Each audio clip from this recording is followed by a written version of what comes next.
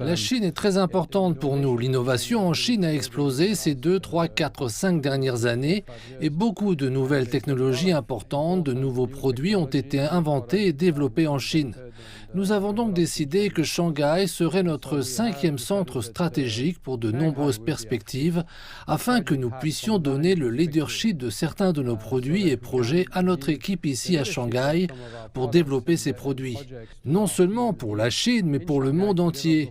Nous continuerons à investir et à croître, et c'est là que la Chine peut clairement contribuer au développement de la biopharmacie à l'échelle mondiale.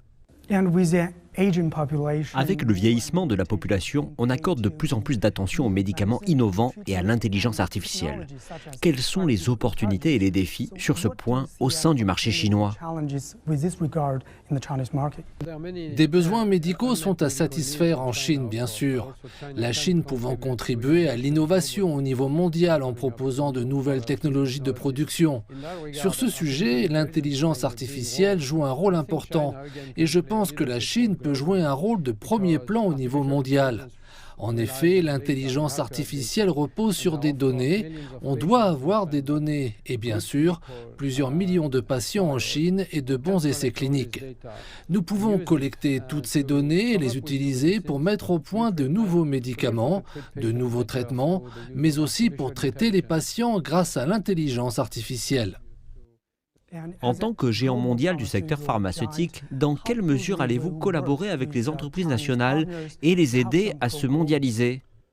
Nous croyons vraiment que la Chine a un rôle énorme à jouer au niveau mondial et en termes d'innovation dans les sciences de la vie et les produits pharmaceutiques.